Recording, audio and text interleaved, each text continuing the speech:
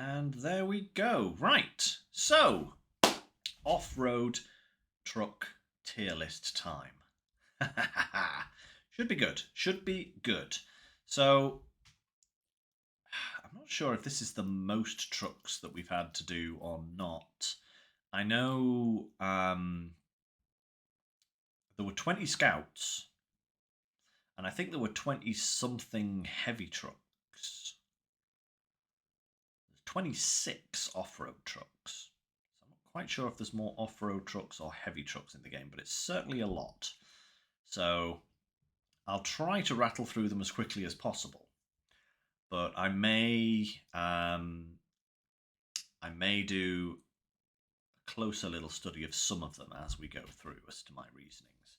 So let me grab my notes that I made for this. Okay. There we are, and we'll go through, as always, in alphabetical order, as they are here. So, starting out with the Ankhs, the Ankh Civilian. You can't see my cursor, can you?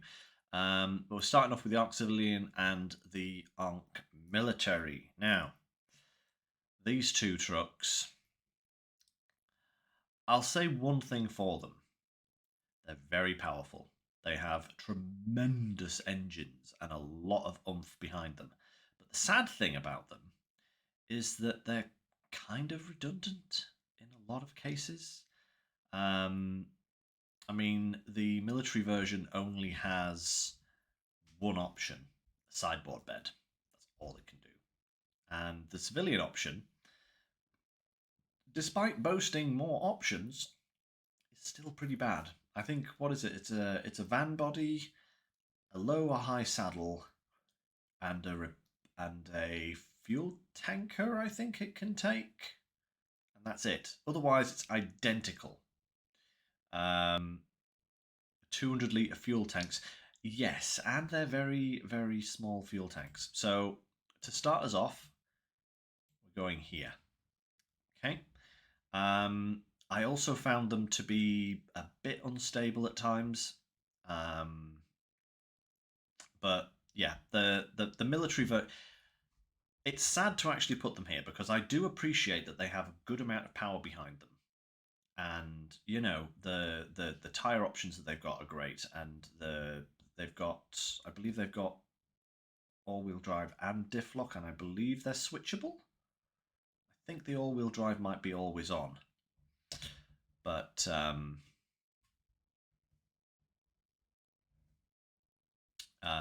yeah, but oh, you've got my cursor now. Excellent. There we go. That's good. But the military version is going in D because despite its power and despite its tires, despite everything else that's good about it, it is literally only good for carrying cargo. And there are better trucks for doing that. So it's going in D tier. And the civilian model only just pushes into the C tier because it has some extra utility behind it. It can take a trailer, which is actually not a bad thing. You know, if you put a semi-trailer on this thing, it could actually be useful. But again, better trucks for doing it, I would say. So, yeah. That being said, another seemingly covering all the bad ones straight away here. The Sprinter, D tier. It's pointless. Actually pointless. The only it's an off-road truck that would have made a better scout vehicle because that's literally all it can do. It can't take a trailer. Its only add-on is an internal fuel storage, which doesn't have that much internal fuel. It's kind of an embarrassment to the Azov name, to be honest. It just really does not do anything. Unlike the Gore, that was actually quite an interesting little scout vehicle. This is, yeah, made for, yeah, Bart, as you say there, made for one map, but it's free. It is free, which means that it has money in it, which is quite good. But other than that, nah, pass. Hard pass. Now, speaking of Azovs, we have the other two in this category as well. The Azov 5 is going to sit on a B tier. Now, some of you might not agree with that. Because I know that the Azov 5 is actually a very popular truck. I've seen it used in a lot of different places by a lot of different people. And yeah, it's a good truck. It's not bad. But, the major but is that its engine could give the a 5600 a run for its money in terms of fuel consumption, and it only has a 200-litre tank and no external storage for fuel. So yeah, its usefulness is hamstrung by the need for it to have constant fuel stops. I experienced this big time on when I first took it out for a spin on Ontario, and I went from the garage to the service yard on the west side of the map, where the big trucks and the medium pipes are, and virtually used its entire fuel tank in just that short trip. And that's not good. For me, that is killer. That is really killer. But it did do it in style. It did do it at speed. It did do it impressively. You know, I can't fault the power and the speed and the grip this thing has, but its fuel consumption and fuel storage is terrible. So that drags it straight out of the top tiers into the lower tier. But one truck that does go up to the top is the Classic Faithful. The Azov 6 was probably one of the first, I think it was the second vehicle I ever bought from the shop. The first one was the Paystar 5070. But this was the second one, and I believe it was the second one I ever bought from the shop. And yeah, I've loved this thing ever since. I've loved it ever since. If it wasn't stuck over on the Canada maps, I would be using it here in Ontario as well, because it may be slow. It may be slow, but its fuel consumption is astronomically small. It's like even in the heaviest situations, it's only using maybe 5, 6, 7 litres a minute, which is ludicrous. It has a massive 350-litre tank. It can take virtually every add-on in the game. So its versatility is off the scale. Can't do a crane, flatbed, and trailer, sadly, because of the frame length. It's not big enough. It can't take the trailer. But that's kind of a small price to pay. The Azov 5 can't do that either. Because it's the same thing, because of the frame length. But one thing that has always stood out for me about the Azov 6 is that you can pretty much put this on its side and it will still keep going. I have had it at like leaning over at angles that would be impossible in other trucks, and it just keeps going. It doesn't stall. It doesn't stop, which means that even if you manage to somehow tip it over, which is a hard job because this thing is stable as anything, you can usually recover yourself. And I have done. I've been actually laid on my side with only maybe 15, 20 degrees of elevation off the horizontal, and its engine has still been going, which has allowed you to, like, you know, hit your winch point somewhere and pull yourself back up. It's a phenomenal truck. You know, it's highly regarded for a reason, and I love it. It's a beautiful, beautiful thing. Good elevator pitch. I try not to be biased, but sometimes that's impossible when it comes to certain trucks that I have a particular liking for. Actually, one truck I do have a particular liking for is the next on our list, the Freightliner, the 114. It's going to go in the B. it's a great little truck, very versatile. Like the Azov 6, it can take virtually any add-on in the game. It's good on fuel consumption. It's got a reasonable tank. It's got all-wheel drive and diff lock capabilities. The one thing that holds it back a little from some of the higher ranked trucks is that because it's American, it doesn't get mud tyres. And that's kind of annoying. It has to survive with only off-road tyres, which means that in really deep mud, it struggles. But otherwise, I love this thing. It's a great little vehicle, you know? When I started moving away from the American trucks, and more into the Russian trucks, into the Azovs, into the other things, I was kind of sad to let the American trucks go because I do like the aesthetic of them, and you know they'd seen me through a large portion of the game. I think I bought this for a hard mode playthrough on Main as an extra truck to do some runarounds with, and it did not disappoint. It on a map on maps like Maine. It was absolutely brilliant because the mud wasn't too bad, and so long as you avoided the cracky ice on the second map of Maine, it did pretty well on that map as well. So yeah, it's a good little vehicle. This is the other Freightliner, isn't it? The what is it? The M916. It's joining our D rank trucks. Sadly, it's powerful. You know, it's got a good engine. It's got good traction, good tires. I don't think it gets mud tires again, just like most of the American trucks.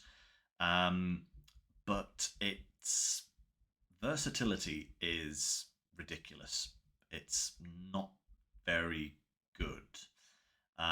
It can take either a low saddle, a high saddle, or a crane. And that's it. That's all it can have. It can't even have a saddle and a crane. It can take a saddle or a crane. And those are the only three add-ons that it actually gets. I can't remember now, but I don't think it even has a roof rack option. In fact, I don't think very many American trucks have a roof rack option. But you know, for hauling, that's all it does. Stick a saddle on it, put a trailer on it, and pull things around. But like with the Onks here, there's better trucks for it. There's better trucks to be doing that kind of work with. It doesn't even have mud tires, so it's not even particularly great in most situations. So yeah, just kind of bad, kind of bad. So let's move on to the next one. The Paystar 5070. It's a good all rounder. It's a very good all rounder actually. This, as I was saying when I was talking about the Azov 6, this one is the first truck I ever bought in the game. Like you get certain trucks for free, but this is the one that, having played for a little while, I finally splashed out money in the shop and bought this guy. And it's a great little vehicle. It's a great little early game vehicle. It has a it has a special gearbox, I believe, that is the only one that has the particular gearbox that it has, and it can't be swapped out for anything. And it's really versatile. You know, it's a really good kind of all-round off-road truck. I don't think it can do the triple combo because of its wheelbase. It is a little bit short for doing the triple, but it's still really good. Very much worthwhile in the early game when you don't have access to anything else. Obviously, once you've moved on in the game, there are better trucks out there, which is why it sits in the B tier. But it's still a good truck early on, and until you get stuff like the Tega and the Azovs and all that kind of stuff, once you hit the Russian maps, it's a very good little early game vehicle. Very nice indeed. So the Bandit the Bandit. What did I do with the Bandit? Ah, yes. I put it in the same tier. I have had mixed um, experiences with the Bandit. I have found it to be, in some situations, sometimes I've used it, lovely, really good to drive, really stable, um, really, really capable. And at the same time, in other situations, I've had it completely one of the worst vehicles I've had the displeasure of driving. Uh, it just seems to be it seems to have moods to me. Does the Bandit? Um, Very useful when configured right for the yeah. And that's kind of going into something that I was saying there, Bart, is that it very much depends on how you set it out and how you use it. I think there's kind of one really good setup for the Bandit, and it's oh. There we go with the sounds again. Um, it's really good with a saddle on it. You put a saddle on it, put a big trailer on it to keep the weight on it, um, and keep the crane on it. And I think it works really, really nicely. That is a really good setup for the Bandit. Um, I feel that the other add-ons that it can have, like if you put a sideboard bed on it, or if you tow a bumper trailer, or very much so, it has issues with fuel. You say, Walker? Yeah, um, yeah. But if you put an add-on on it that isn't a saddle, so basically, like if you put a van body on it, or a fuel tank on it, or anything like that, it becomes really top heavy. It's like the weight goes through the ceiling, and that makes it really, really bouncy, really sway. And the number of times that I've rolled this thing on my own game, simply by just chipping a rock as I'm trundling down the road. Well, not trundling necessarily. If you're going slow enough, it won't. But if you hit that sweet spot kind of speed and you clip something in the wrong way, it'll go straight over without even a question. So don't get me wrong though. I like it. I do like the Bandit. Um, it's really really in the areas that it's good at. With a saddle, with a trailer, with a crane, doing some big hauling jobs. It is bonza. It is so good. It will keep going through most situations. It has really good tires. Um, Always on diff lock and all-wheel drive. Just makes it really, really dependable in those situations. But it gets marked down because that's pretty much where you want to be using it only. If you need a truck to go out and do something else, don't use the Bandit, you know? And because of that, that's kind of why it's dropped a little bit in the tier listings. Because if it was a bit more stable using other kinds of add-ons, it would definitely be A tier. Because it's a great little truck. Definitely a worthwhile one in your fleet. If you don't have anything else that can do what the Bandit does. So if you need a good, dependable hauling vehicle, the Bandit is probably one of the best ones to go for. Um, Again, it has a roof rack, so it has extra fuel, extra supplies, all that kind of stuff. So it's great. It's good, but it's not perfect. And like I've said for some of my previous tier lists, a majority of truck's points come on its versatility. I like a truck that can do a lot of different things. You agree with a slight grumble.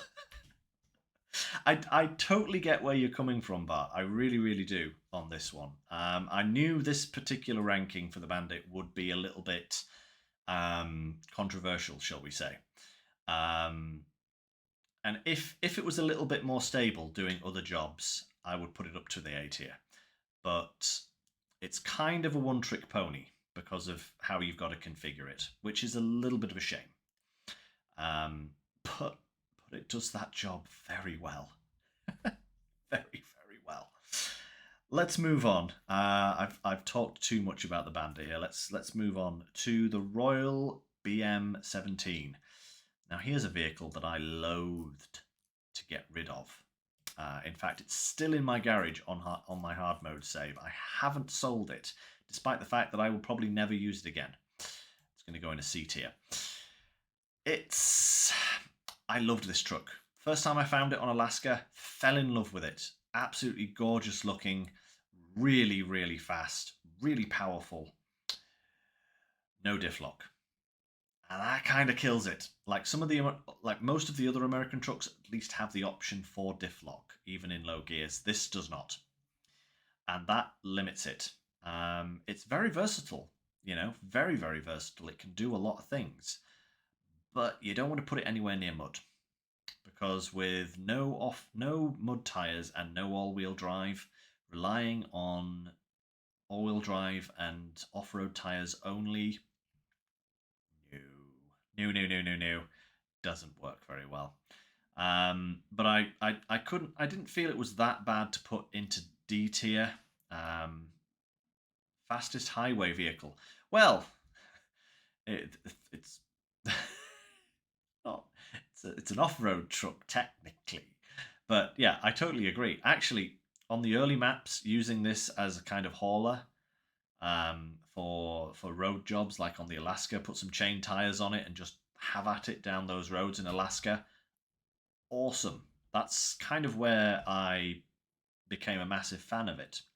But as soon as you move up to the next areas, as soon as you dive into the DLC maps, no, you don't want to use it. It's just not got the capabilities of some of the other trucks.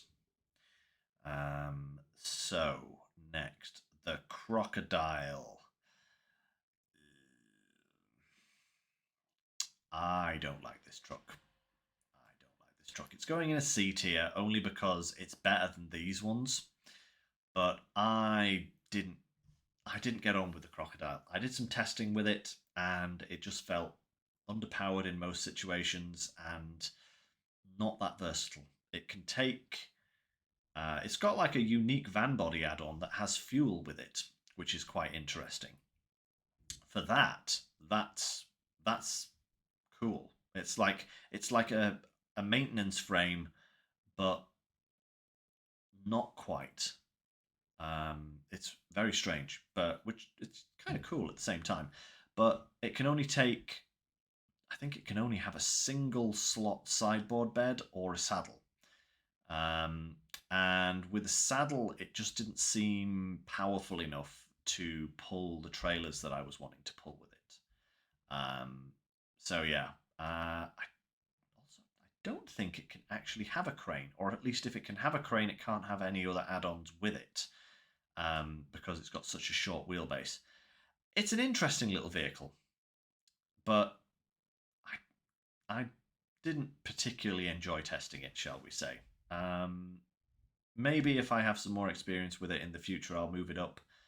But I can't see it happening unless I come across a job that is particularly suited to its capabilities. So we'll leave the Croco there, I think. Not too bad, but certainly not in the upper echelons, shall we say. Now that is the first of the steps, isn't it? Step 310. And that is also going in the C tier. I've had kind of limited experience with this thing. Brought it out again for testing, but again, kind of what I said for the Crocodile kind of doubles for this guy. It didn't feel powerful enough. I don't know if that's just me being a bit cruel to it, but I also found that it just wasn't very stable. I remember the infamous situation that I had where I double stacked it like I would with pretty much any truck, drove it out of the factory. I think this was on Tamir somewhere. Drove it out of the factory, clipped a rock and instantly flipped it. It just fell over immediately. Maybe I'm just biased because of that. Uh, but um, yeah, it's got some good add-ons. It can take quite a lot of different things, but it didn't strike me as a worthwhile vehicle, shall we say? At least it's free. You do get it for free, which is quite nice. It was at this moment he knew. He fucked up. Oh no. um, but yeah, it didn't strike me as a particularly useful vehicle.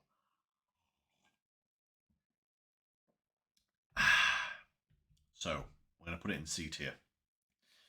How are we doing? Actually, we're not doing too badly on time here. Let's carry on. Let's keep this momentum going.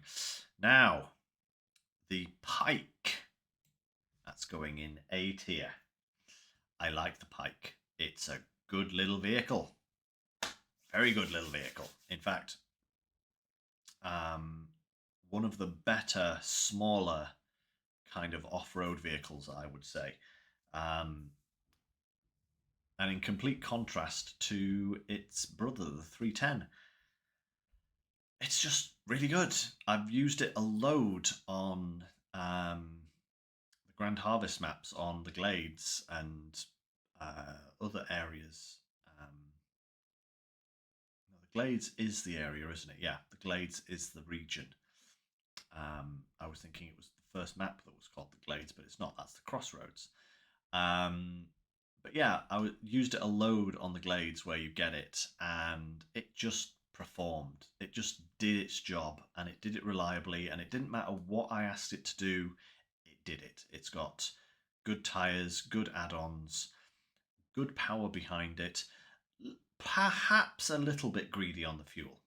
Certainly not the worst offender in this list, but maybe a little less frugal than some of the other vehicles. But nevertheless, it's very, very nice. Very good vehicle to get. Would recommend. Certainly would recommend. Now then, the two Tatra brothers. Tatra's in the off-road. So, the 805. I guess a C tier. Kind of like the Crocodile. I don't think this one, it didn't feel as underpowered.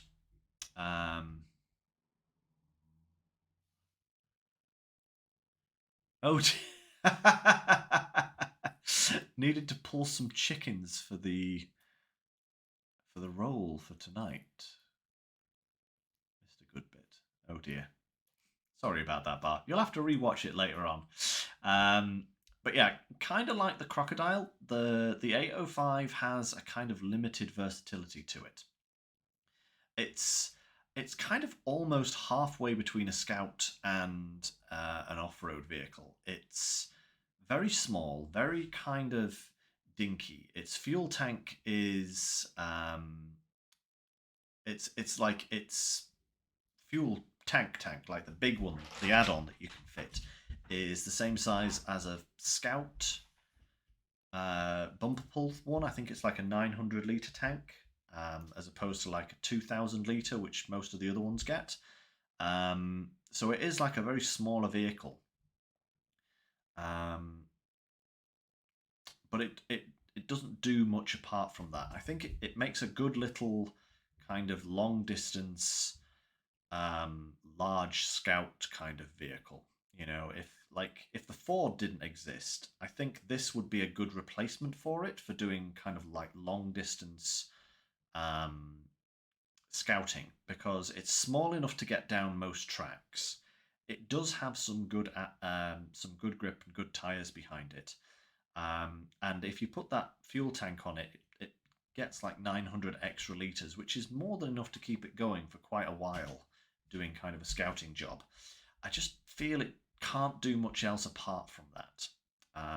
It doesn't have a large amount of different add-ons, and it just doesn't do an awful lot. which is why it's gone down in the C tier. But it's a capable enough little truck, you know. That's what I would say. It's capable enough, just can't do an awful lot.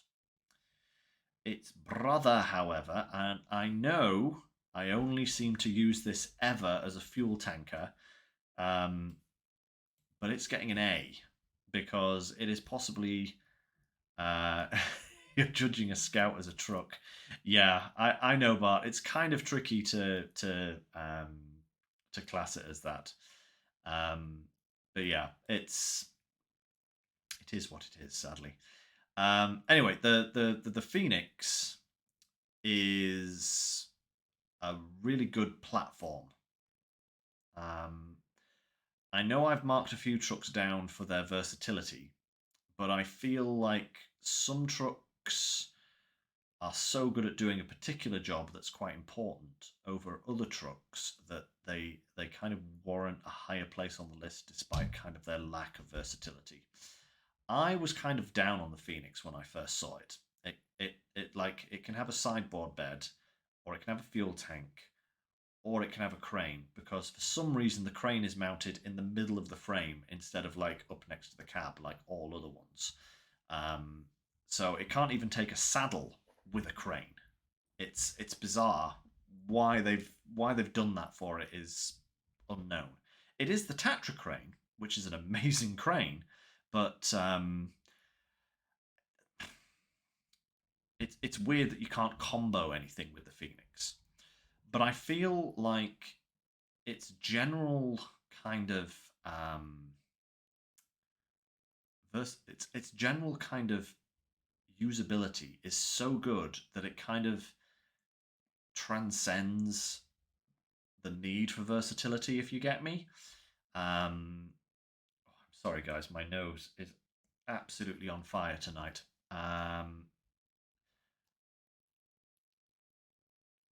But yeah, I most vehicles, if you put a tanker on the back of it, whether it's a fuel tank or a water tank, becomes really top heavy. You know, not necessarily tippy, but certainly a little bit hard at control. You've got to take things a little bit easier. With the Phoenix, I find that I don't need to do that. I know it has a special suspension on it. I think the Tatra suspension, like every single wheel moves independently of the others, and the frame tends to flex a lot more, which is really weird because you would think that would make it kind of more bouncy, more kind of um, uh, prone to flipping over. But it actually means that you kind of tend to stay level and the wheels are all over the place as you're driving along. So the actual load tends to remain on the straight and narrow, which means that it's a lot more stable. And I honestly think that this particular vehicle is probably the best fuel tanker in the game. The best vehicle for taking a fuel tank. And that's the reason why I've kind of kept it as a refueling vehicle for the entire time that I've had it. I've got trucks that can do hauling, that are perfectly good at hauling. I've got trucks that can do seismic vibrations and all that kind of stuff. A truck that is stable and quick and fuel efficient and can take a fuel tank without feeling like it's going to roll off a cliff any second. That's um, that's what I feel the Phoenix is good at, and it's so good at it that that's why it's gone into the A class. You're nodding and realised you can't see it. I know it's it's just going. Yes, I see. Yes.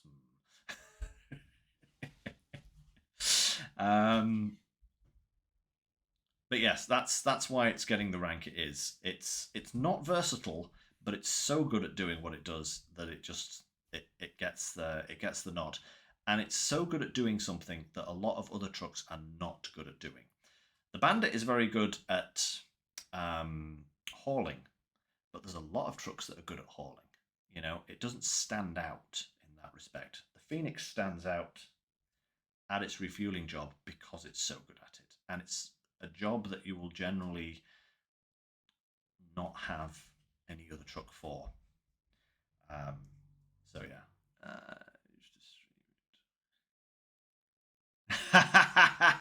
Dan. I get that as well when I watch other people's streams as well. I do find myself chuntering back as well, and then being like, oh wait, I'm the one that's not on camera. Yeah, I totally get that. So let's move on. Let's move on. Let's keep going. We slowed down a little bit there, so let's pick up the pace a little bit, and we'll do these next two together because there is literally nothing between them. The Tega brothers go in the S tier. Probably not a surprise to anybody. Their biggest problem is probably fuel consumption. I think the Tega B is slightly more frugal.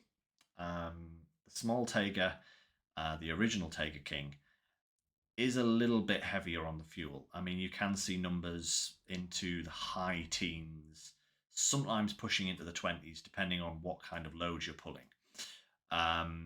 But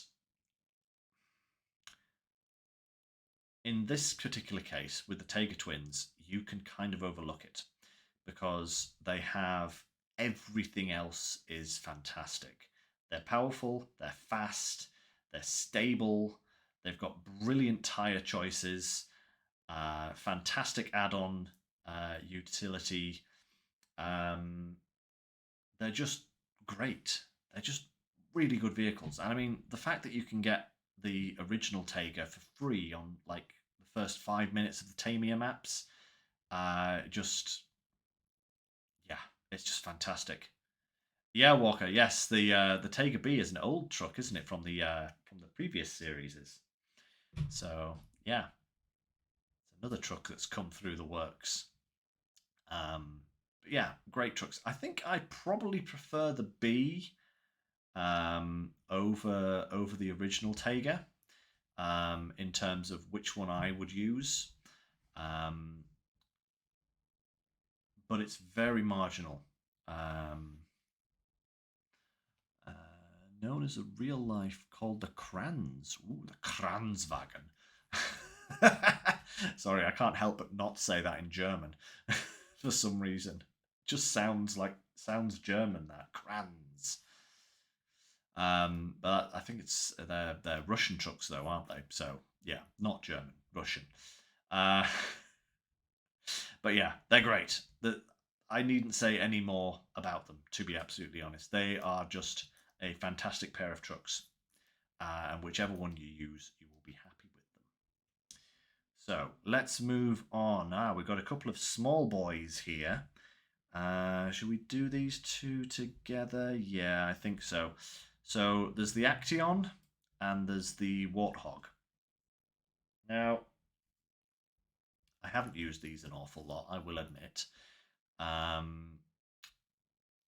But I think that's more a fact that the 4x4 trucks in general seem to struggle a little bit. They don't tend to do an awful lot that other trucks can't do. It's like the same problem as the Tatra 805. They're kind of smaller trucks that are almost scout sized, and because of that, they don't have the frame length to take a lot of cargo. They don't have the frame length to mount like a crane and a flatbed or something. And they kind of fill a niche that doesn't exist. You know, that's what I will say. They kind of fill a niche that isn't necessarily needed because the Ford exists and the Tatarin exists, which are so big that they're kind of like the Ford is probably bigger than these two in terms of its total size, right? And those two Scouts actually do what these three vehicles here do, but better because they're Scouts. And that kind of leaves these three trucks in a very kind of odd position where they're kind of like you could use it for cargo hauling, but why would you just why wouldn't you use something else? Why wouldn't you use, say, a pike with a flatbed? Or why wouldn't you use the Taiga if you were going to do like some small hauling jobs? Um, because they'll go into any situation um, and be able to get through it without any problems. These lot tend to struggle a little bit. They've got some interesting little quirks about them. I think the Action is probably the most interesting one of those three there. And for the life of me, I can't remember why. It has an interesting little option with it, which makes it kind of um, kind of an oddball. But at the same time, I've never felt the need to use one of these trucks over something else. Um, so they're going to go into the C class because of that. They're there, but if you were going to use one of these, why not use one of these? And if you were going to use one of these, why not you want to use one of these? You know, if you've got it, fair enough, and you don't have something higher. But if you do have different trucks or other options, they probably do better than these ones. Now, this is where I am going to have to test my memory in terms of which picture is which. I do believe this is the D, the Voron D. This one is the Voron AE, and that's the Voron Grad. That's the one I do remember. And these three trucks are very similar. Very, very similar. They've all got a few little differences between them in terms of what they can and can't do. And I kind of tried to be a little bit objectional about them because I tried to think, out of these three, which one would I prefer to use? Now that I've kind of used all three of them in their jobs, which one would I prefer to use over the other two? And I've decided to give that one the S rank and the other two the A rank, just to kind of separate them a little bit. And what I have decided to do is I have put the D in the S tier and the A and the Grad in the A tier.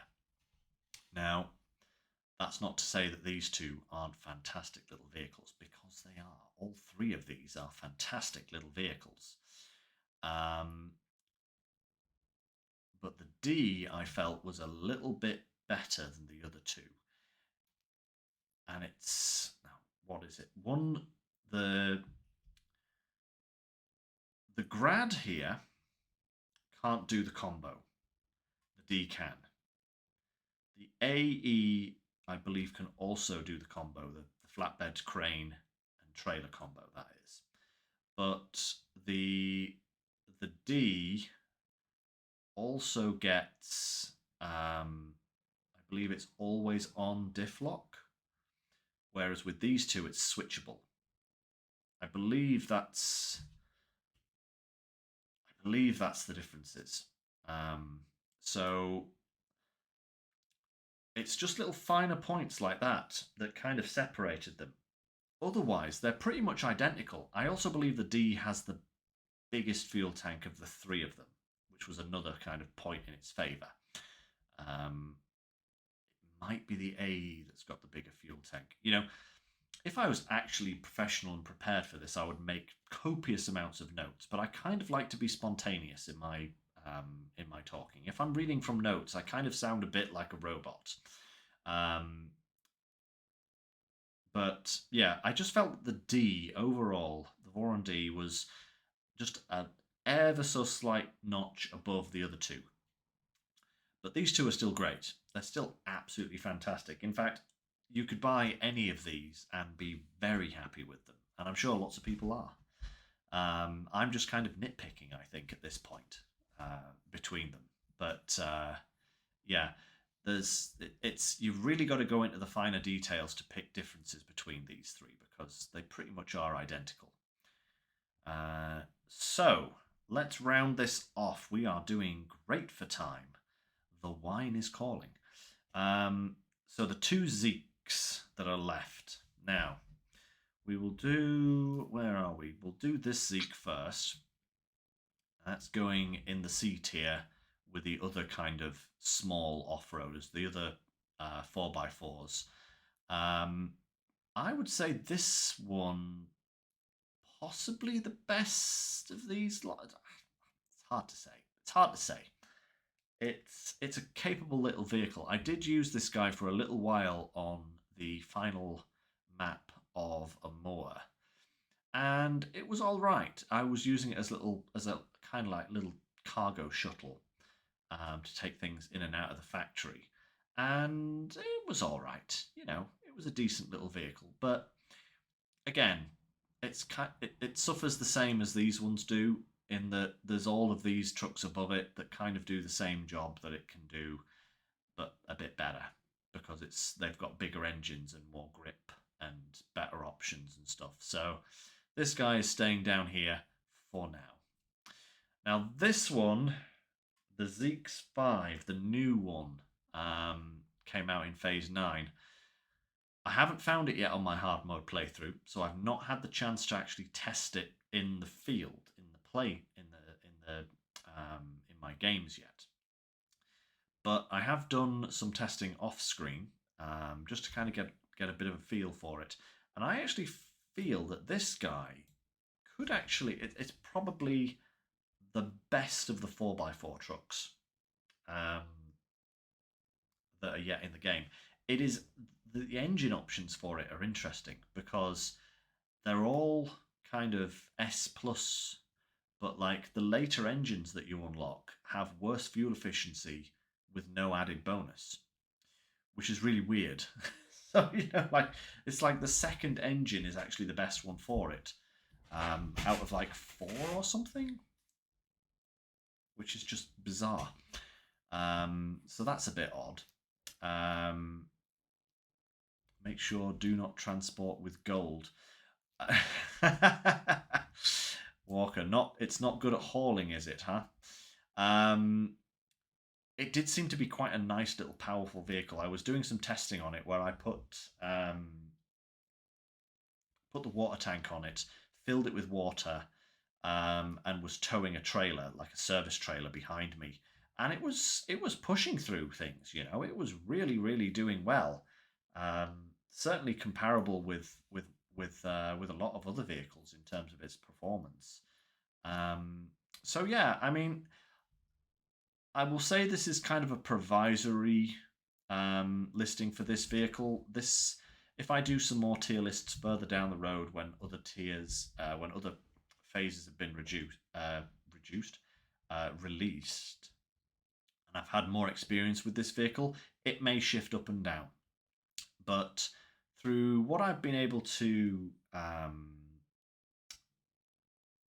garner from the testing that I've done so far, I'm going to put it as a provisory A tier because it did feel like it was good. Like these smaller trucks, it is a little bit limited in terms of its add-on capability. It's got some good ones, but it doesn't have the range of some of the other vehicles. But it's good. It's not bad at all. So yeah, I was impressed, and I am eager to get this on my hard mode playthrough so that I can actually really put it through some vigorous testing. I am definitely going to be using that thing out in the field and trying it out properly to try and get a better feel for it. But yeah, that would be all of them done. So, a couple of controversial choices in there, and probably a few that were just no-brainers, as is usually the case. There's always been one or two of my picks that have been a bit controversial.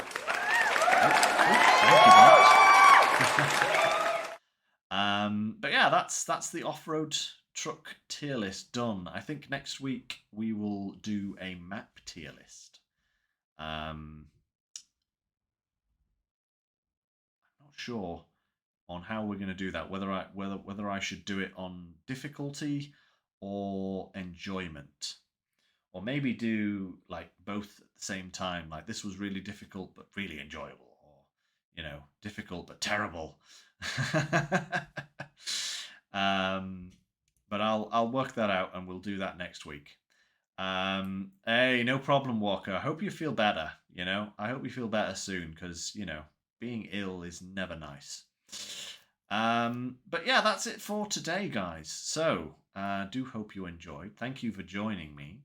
And yeah, hope you'll join me for the next stream, Thursday as usual. So, look forward to seeing you there for some farming sim. But for now, I am going to go and enjoy a nice bottle of wine and a little, good little bit, maybe some gaming time with Natalie. So, thank you very much for joining me once again, guys. And as always, take care, stay safe, and I'll catch you next time. Bye for now.